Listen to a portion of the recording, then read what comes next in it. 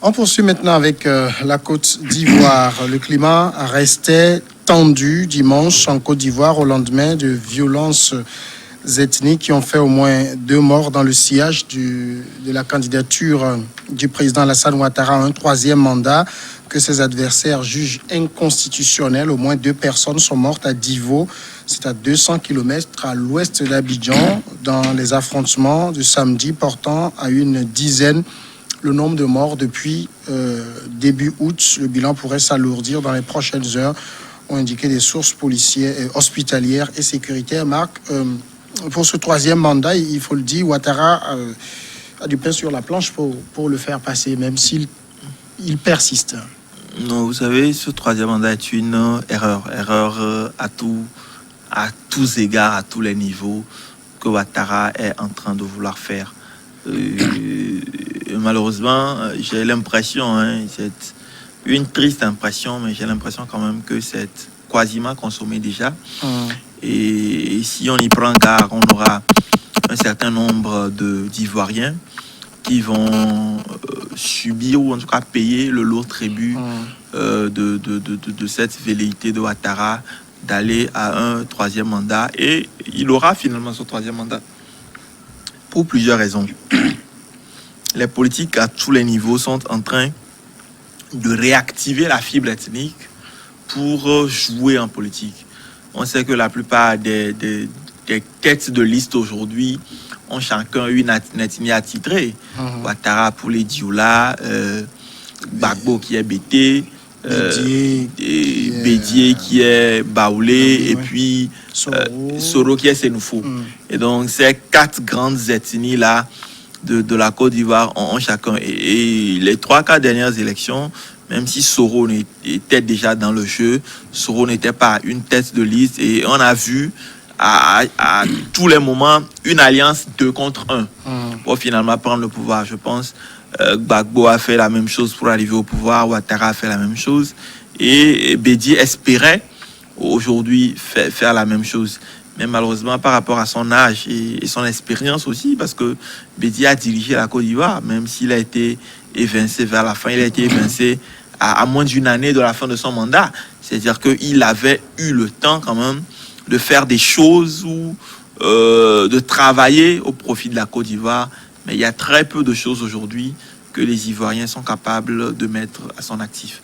Et donc, à mon avis, le véritable problème, c'est ce non-renouvellement de la classe politique, cette nouvelle génération, pour parler de la formule ivoirienne consacrée, qui ne vient toujours pas. Et puis, Ouattara, qui aujourd'hui a toutes les institutions sous ordre. Quoi qu'on dise, il y a l'armée, qui même si elle est issue des forces nouvelles et des FRCI, est aujourd'hui maîtrisée quasiment par Ouattara. Il y a la CEI, qui est la commission électorale, qui est également sous ordre.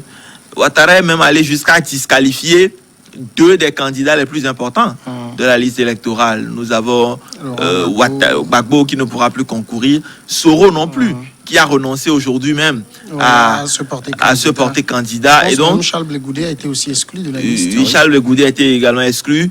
Il ne reste aujourd'hui que Bédié. Et on sait que dans une élection à 2, malgré tout le soutien que Bédié pourra avoir, il pourra être battu facilement par Ouattara, puisqu'ils ont déjà été en alliance il y a quelques années. Donc, à mon avis, même si ce que Ouattara tente de faire est très mauvais, j'ai l'impression que on aura peut-être, et ça je ne le souhaite pas, quelques morts de plus, beaucoup de blessés, mais ça sera bientôt consommé en Côte d'Ivoire.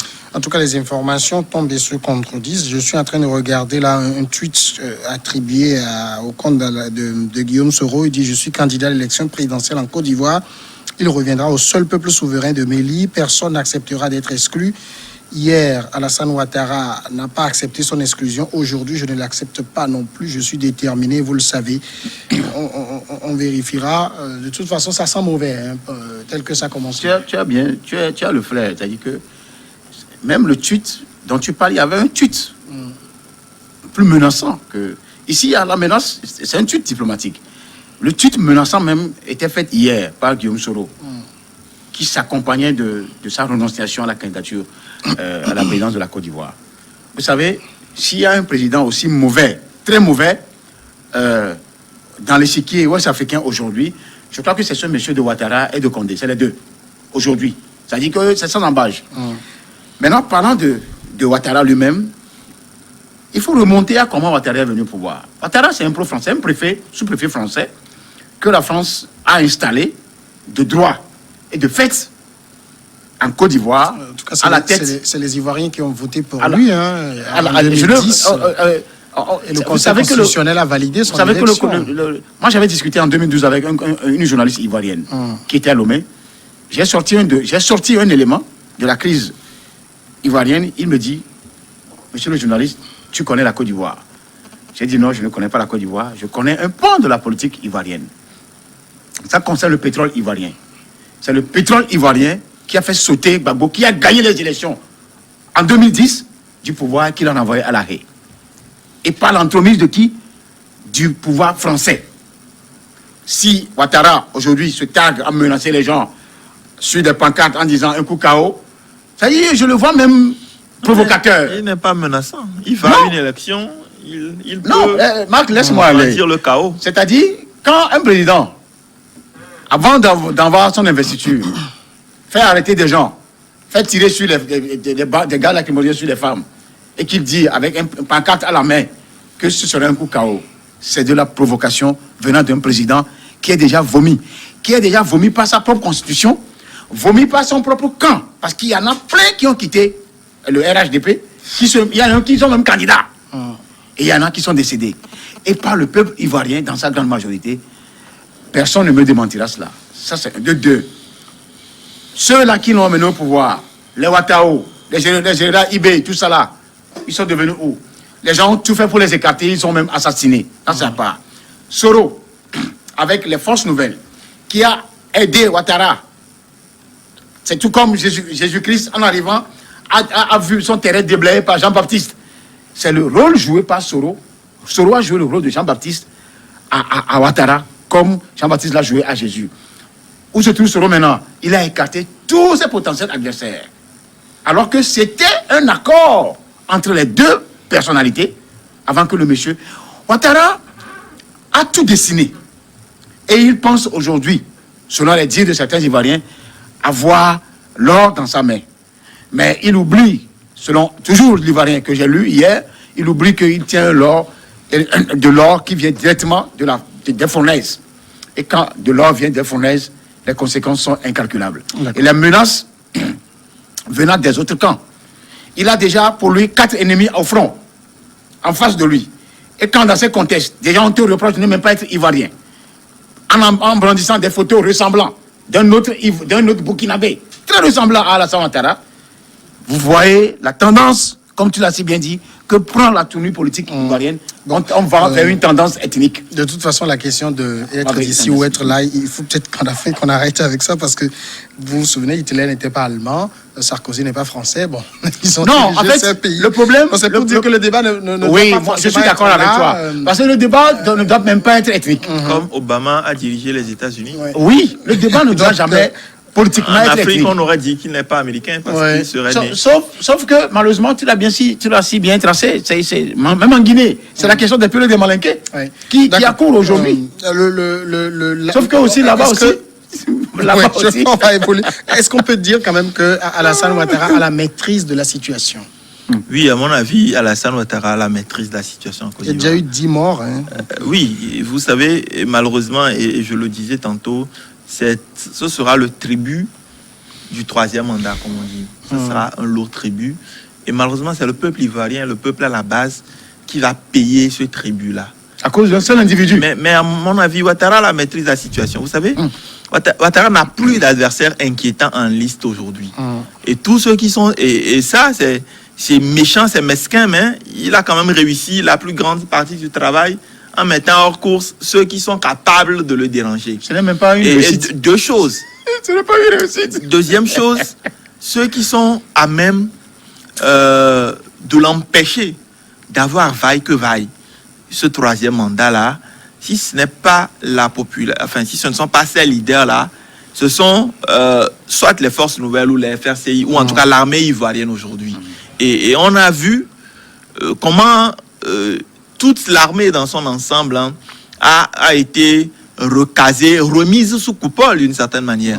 Tous ceux qui au sein de l'armée étaient des têtes brûlées, incontrôlables, comme on les a appelés à un certain moment donné, on a vu comment ils ont fini les dernières années. Ça, c'est toujours l'œuvre de quelqu'un.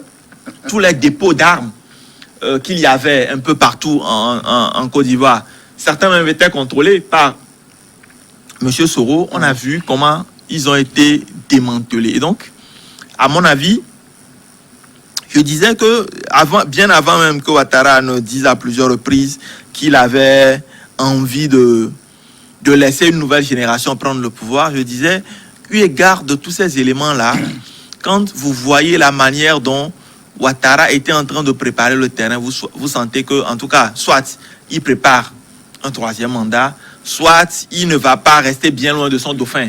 Il va être celui qui dirige véritablement le pays, même s'il avait un dauphin. Malheureusement, aujourd'hui, il n'a plus le dauphin. Et donc, Ouattara a préparé en amont son troisième mandat. Aujourd'hui, il y aura la population qui va payer un tribut. Mais même je doute fort que Ouattara n'ait pas, après octobre, le nouveau mandat qu'il accepte. Soro va gesticuler beaucoup, comme il le fait déjà. Malheureusement, il aurait pu être plus important ou il aurait pu être plus poignant s'il était en Côte d'Ivoire. Mais l'histoire a montré que tous ceux qui étaient en exil, peut-être sauf un certain De Gaulle, tous ceux qui étaient en exil, aucun n'a jamais véritablement rien apporté à son pays.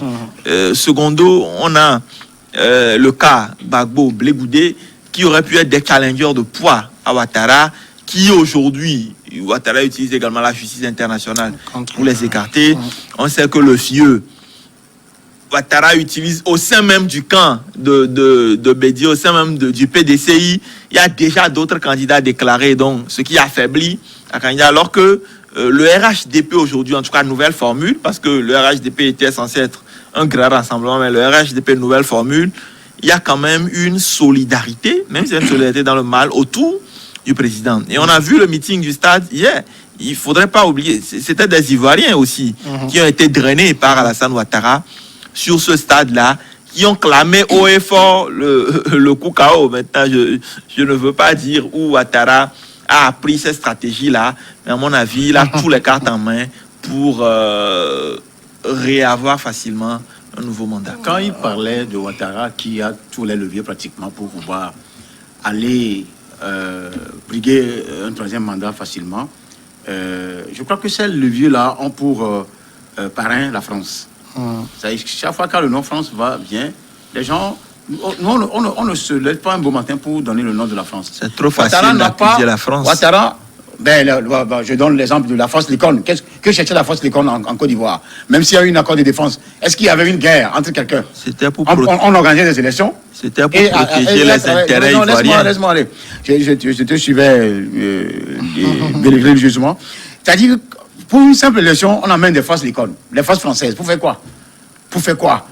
Vous savez, il va arriver même où il y aura cette guéguerre-là, cette guéguerre militaire-là, entre forces étrangères, si la France continuait pas à se comporter comme, je ne sais même pas quel qualificatif. La Russie est déjà sur le terrain, en Centrafrique. La Russie pointe son nez au Mali. Le risque, c'est que la Russie pointe son nez aussi en Côte d'Ivoire. Parce que les Africains n'ont pas forcément besoin de ces gens-là pour les protéger.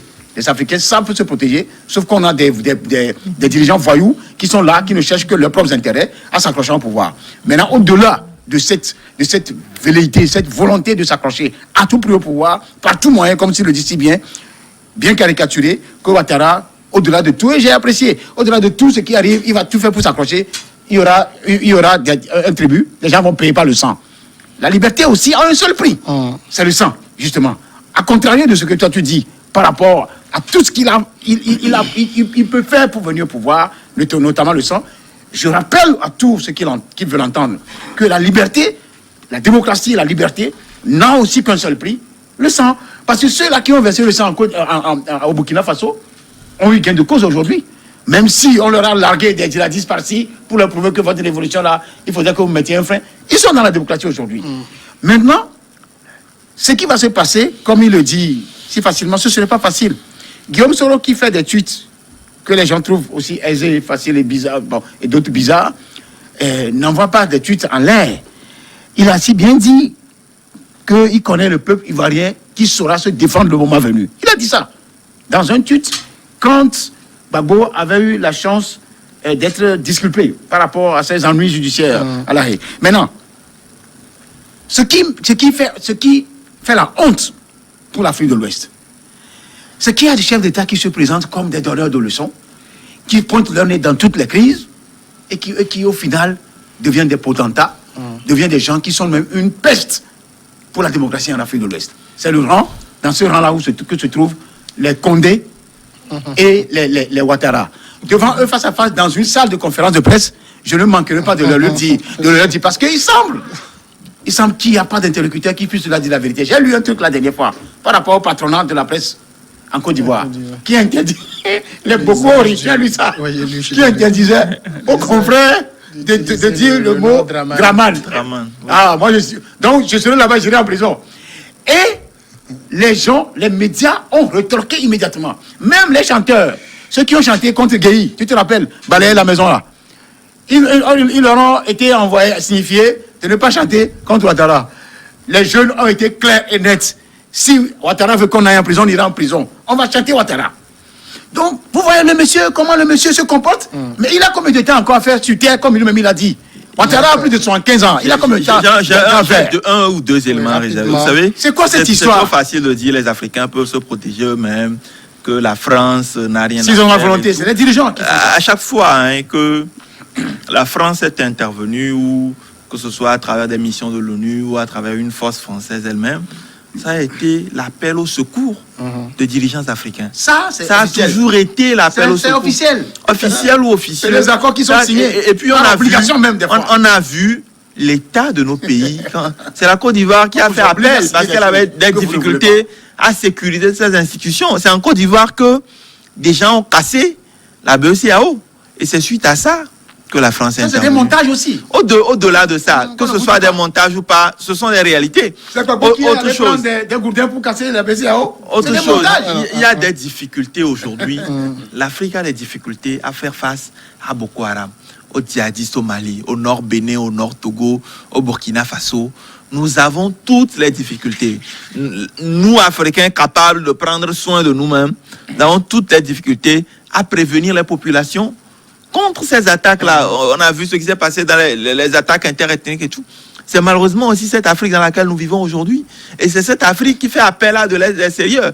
Et quoi qu'on dise, nous avons la chance d'avoir un pays qui accepte. Et aujourd'hui, je pense qu'il y a un tribut que perd ces pays-là en venant intervenir dans nos pays. C'est vrai qu'on parle de l'intervention de la Russie. Je pense que nous sommes sur un terrain géopolitique où tout le monde pense que si la France, qui le fait depuis, a un certain nombre d'intérêts, il faudrait venir regarder. La preuve, la France n'est pas la seule présente militairement en Afrique. Il y a les États-Unis, il y a la Chine, il y a la Russie.